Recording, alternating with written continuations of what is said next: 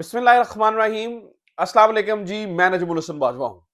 आज 29 फरवरी है और आज का दिन नाज़रीन किराम खबरों से भरपूर है, हंगामों से भरपूर है, डेवलपमेंट से भरपूर है। तीन बड़ी खबरें हैं जो मैंने आपके साथ शेयर करनी है। Number one, Pakistan Tehreek-e Insaf aggressive mode में चली गई है। इतनी एग्रेसिव कि शायद जितना हमने तहरीक इंसाफ को 7 मई और 8 मई को देखा था।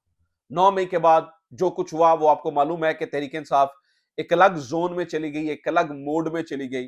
तहरीक इंसाफ के ऊपर बहुत सारा मुश्किल वक्त आया, तो तहरीक इंसाफ इस एग्रेसिव मोड से निकलकर डिफेंसिव मोड में चली गई थी। आज नाज़रीन किराम जो अपडेट है वो तहरीक के आप मतलब वो हिला के रख देगी हुकूमती इत्तेहाद को। वो ये है कि तहरीक इंसाफ एग्रेसिव मोड में एक बहुत बड़ा ऐलान कर दिया। क्या है? इमरान खान की जानिब से आज ऐलान किया गया और शेर अफजल मरवत ने यह ऐलान किया। आज इमरान खान ने ऐलान जंग कर दिया है। उन्होंने ये कहा है कि अब से जो इदारा या जो शख्सियत हमारे ऊपर जुल्म करने में इन्वॉल्व होगी उसका डायरेक्ट नाम लिया जाएगा। अब ना सिर्फ ये डेवलपमेंट बल्कि इसके अलावा और भी ऐलानात किए गए हैं। ये क्या, और अभी मैं वो सुना भी दूंगा आपके सामने, वो वीडियो और ऑडियो भी रख दूंगा। इसका क्या मतलब है, क्या होने जा रहा है, तहरीक इंसाफ क्या करने जा रही है, तहरीक इंसाफ एग्रेसिव मोड में क्यों जा रही है और तहरीक इंसाफ का ये एग्रेसिव मोड किस तरह से चलेगा। नाज़रीन किराम, आज सबसे अहम तरीन अपडेट्स ये हैं जो मैंने आपके सामने रखनी है। Number one.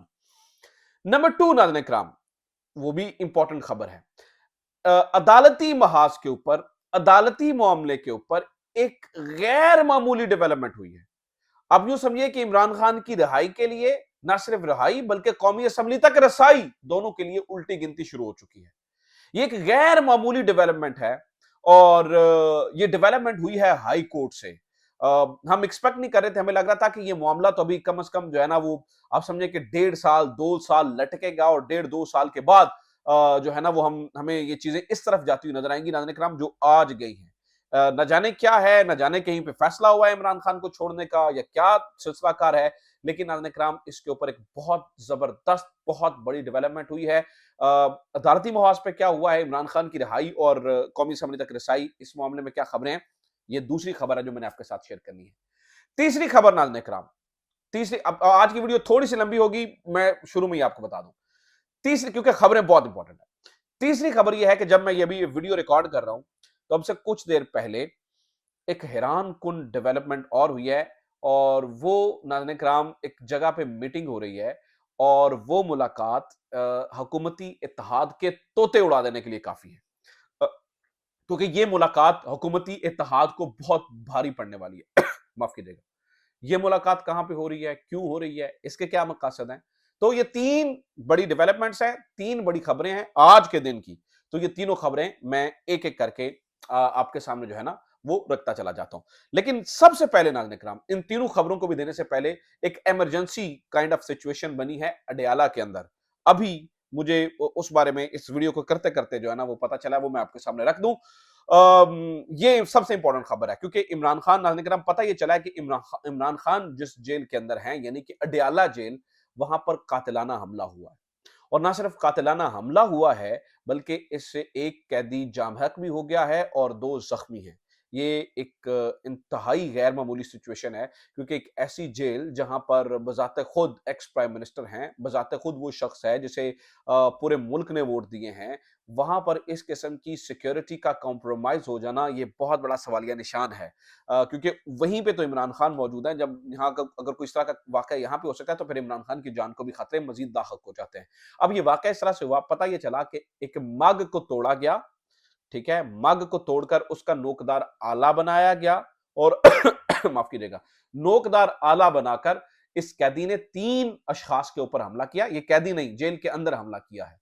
3 अशखास के ऊपर हमला किया और इन तीनों के ऊपर, ये तीनों सोए हुए थे जब इस कैदी ने ये हमला किया और तीनों जो है वो पहले शदीद जख्मी हुए। उनमें से एक जो है वो जाम हक हो चुका है जबकि 2 जो है वो शदीद जख्मी है। नाज़रीन किराम, कंसर्न्स कंसर्न्स कंसर्न्स, ये हाईली कंसर्निंग खबर है।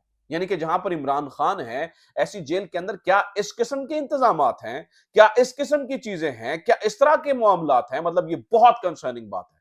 तो तमाम लोगों के जो है ना वो इस टाइम आईब्रोज आईब्रोज अप, इसके अंदर जो है ना वो देखा जा रहा है कि क्या है, क्यों है, किस तरह से है, क्या इसका मामले लेना देना कहीं इमरान खान या वहां पर और भी शाह महमूद कुरैशी हैं, फवाद चौधरी हैं, चौधरी परवेज लाई, मतलब ये सारे वहां पर वीवीआईपी लोग हैं पाकिस्तान तहरीक इंसाफ के। तो कहीं ये क्या हो रहा है, इसके ऊपर जो है ना वो फौरी तौर पर अब इन्वेस्टिगेशन भी शुरू हो चुकी है। अच्छा जनाब, सबसे पहले जरा शेर अफजल मरवत की जो सबसे इंपॉर्टेंट खबर है उसी से शुरू करते हैं और बाकी फिर सब बाद में करते हैं। आज नाज़रीन कराम कौमी असेंबली का इजलास था और वो जो कुछ हुआ अंदर उसमें आपने देख लिया। एक तो हमें वहीं से नजर आ गया था कि आज तहरीक इंसाफ एग्रेसिव मोड में है। पंजाब के अंदर जिस तरह से जाने दिया वो और मरीम नवाज साहबा को स्पेस दी, ऐसा नजर नहीं आया। इस इजलास के बाद शेर अफजल मरवत बाहर आए और उन्होंने मीडिया से बात की। मीडिया से गुफ्तगू करते हुए उन्होंने कहा, उन्होंने एक तकरीर की छोटी सी। मैं ये चाहता हूं कि सबसे पहले वो तकरीर सुने। वो 10 सेकंड की मैंने कट आउट किया है उसको, 10-12 सेकंड का। पहले वो सुन लें, उसके बाद फिर मजीद गुफ्तगू करते हैं, फिर आपको समझ आ जाएगी कि शेर अफजल मरवत का मूड क्या था, वो क्या कहना चाह रहे थे और ये सारी बात कहां पे हुई। पहले जरा नाज़रीन इकराम इस तकरीर को सुनिएगा। खान के दो टोक अल्फाज हैं कि हमारी असल जंग जो है आज से शुरू है। लोग उठाए जाने के खौफ से कुछ बोला नहीं करते थे। जो इदारा या जो शख्सियत हमारे खिलाफ जो कार्रवाई करेगी उसका नाम लेकर बात करेंगे। तो नाज़रीन इकराम, आपने ये गुफ्तगू सुनी, आपने ये देखा कि शेर अफजल मरवत ने क्या कहा। नंबर 1, ऐलान जंग हो चुका है। नंबर 2, ये पैगाम इमरान खान की तरफ से है। नंबर 3, हमारे ऊपर कोई भी, हमारी पार्टी के ऊपर कोई भी कुछ करेगा तो हम उसका नाम लेंगे। उन्होंने कहा जी हम will name them and we will shame them. ये एक बहुत इंटरेस्टिंग मामला बन गया है नाज़रीन इकराम। इसका मतलब ये हुआ कि तहरीक इंसाफ ने अब बता दिया है कि इनफ इज इनफ। इससे पहले उन्होंने कहा, शेर अफजल मरवत ने कहा कि हम जो कुछ भी करते रहते थे, इससे पहले हम कोई भी बात करते थे तो हमें उठा लिया जाता था, हम कौमी असेंबली के फोरम का इंतजार कर रहे थे। अब हमारे पास ये फोरम आ गया है तो अब हम ये बताना चाहते हैं उठाने वालों को कि अब हम नाम लेंगे। This is something very interesting नाज़रीन इकराम, क्योंकि तहरीक इंसाफ को बार बार मशवरा दिया जा रहा है सुकून से, प्यार से, डिफेंसिव मोड में रहें। लेकिन इमरान खान की पॉलिसी ये है कि एग्रेसिव मोड में आना पड़ेगा। अगर एग्रेसिव मोड में नहीं आएंगे तो फिर हमें लताड़ दिया जाएगा जैसे पहले लताड़ा जा रहा है। हमारी जीती हुई सीटों को, चले पहले ही इन्होंने डाका डाला और उसके डाका डालने के बाद फिर हमारी 10 से 14 सीटें कम करने की कोशिश कर रहे हैं, तो हम 2 कदम पीछे नहीं हटेंगे। तो ये नाज़रीन कराम एक सिचुएशन है। दूसरी नाज़रीन कराम गैर मामूली खबर जो है, गैर मामूली जो हुई सिचुएशन वो अदालत के अंदर हुई। आज अदालत के अंदर 3 किस्म के केसेस जो है वो सुने जा रहे थे। अपीलें लगी थी, यानी कि एक नोटिस हुए थे उसके ऊपर, तोशाखाने के ऊपर, साइफर के ऊपर और निकाह में इद्दत के केस के ऊपर। इन तीनों के ऊपर सबसे पहले साइफर को कॉल किया गया। तो बताया गया जी, वो जी हमने 2 स्पेशल प्रोसिक्यूटर्स को असाइन करना है और उसके बाद हम जो है ना वो देखेंगे। इसके ऊपर मियां गुल हसन औरंगजेब ने, यानी कि जो जजेस की, साकिब बशीर साहब ये कहते हैं जो जजेस का मूड लग रहा है, यानी कि आपको पता है कि साकिब बशीर साहब इसको कवर करते हैं अदालत को। उनका उनका कहना ये है, उन्होंने, मैं कोट अनकोट बता रहा हूं, उन्होंने कहा कि जो आज डेवलपमेंट हुई है और जिस तरह से अपीलें लग गई हैं मंगल को, इससे लगता यह है कि जो मामला साल 1.5 साल में होना था वो दिनों में होता हुआ नजर आएगा। दिनों के अंदर, यानी कि क्योंकि ये अपीलें ठहरेंगी नहीं और इमरान खान की रिहाई दिनों के अंदर हो सकती है क्योंकि मेन अपीलें लग गई है ना। अब अदालत में सजा की सस्पेंशन और ये सारी चीजें नहीं हो रही हैं, बल्कि मेन अपीलों को लगा दिया गया है। This is something very interesting.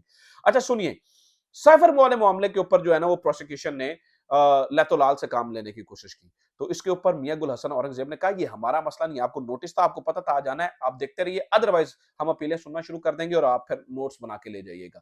फिर जनाब मामला आया, उसके बाद तोशा खाना को कॉल किया गया। तोशा खाना के अंदर भी उन्होंने कहा जी अमजद परवेज साहब की वो फौतगी हो गई है और उन्हें उधर जाना था और उन्हें फलां करना था और उन्हें इधर ये करना था।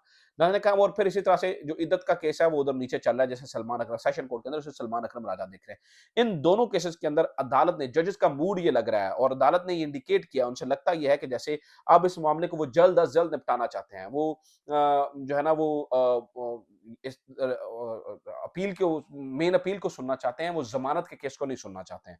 वो जमानत की तरफ नहीं जा रहे हैं, वो चाह रहे हैं कि मेन अपील को, अब मंगल को दलाइल तलब किए गए हैं, अब मंगल से जनाब जिरा शुरू हो जाएगी, दलाइल तलब कर लिए गए हैं, तो मंगल को आप समझे पूरा केस लग जाएगा। इसके ऊपर आज बैरिस्टर सलमान सफदर ने एक बात की।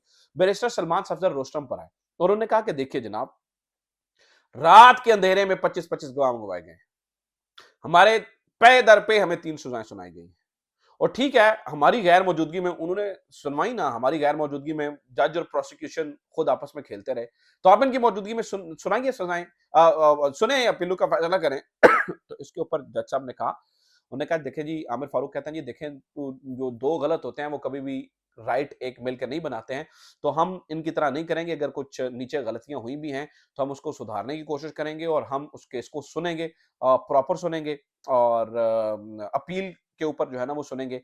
तो लिहाज़ा उसको छोड़ दीजिए आप। तो यानी कि अ, फिर नाज़रीन किराम इन दोनों केसेस को मंगल को जो है ना वो कॉल कर दिया गया, मंगल को दलाइल तलब कर दिए गए और ये कह दिया गया कि अगर प्रोसिक्यूशन नहीं आती है तो फिर हम फिर भी अपीलें सुनना जो है वो शुरू कर देंगे। इसका मतलब क्या है? नाज़रीन किराम, इसका मतलब ये है कि ये सीधा-सीधा मामला इमरान खान की रिहाई की तरफ जा रहा है। क्योंकि ये जितनी भी मतलब ये केस हैं अपीलों के अंदर, इन्होंने सस्टेन नहीं करना। आपको पता ही है तोशाखाना किस तरह से सुना गया, आपको पता ही है साइफर किस तरह से सुना गया। साइफर के अंदर भी तो आपने देखा ना कि उसको लिए ही नहीं गया, यानी कि सुना ही नहीं गया ना। प्रोसिक्यूशन वो खुद ही उन्होंने कहा जी आप जो प्रोसिक्यूटर के वकील थे उन्हीं के सबॉर्डिनेट्स को जो है ना वो खड़ा करके तो सुना गया। तो तोशाखाना और ये और इद्दत वाला मामला नीचे सलमान अकरम राजा देख रहे हैं।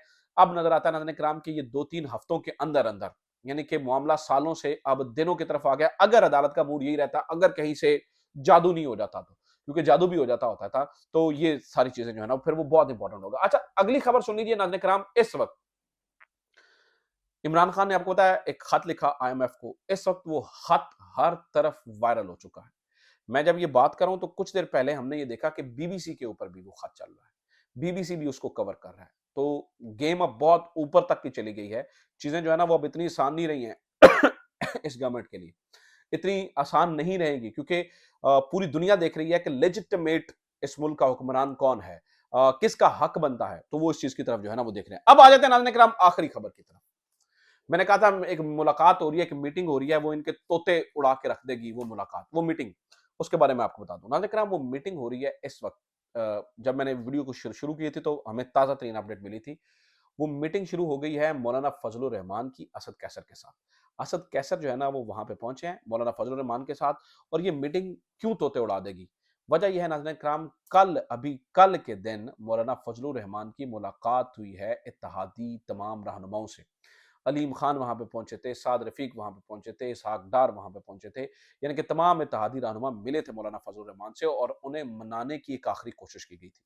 कोशिश की गई थी कि किसी तरीके से जो है ना वो मौलाना फजल रहमान मान जाएं और चीज़ों को जो है ना वो आगे बढ़ाया जाए।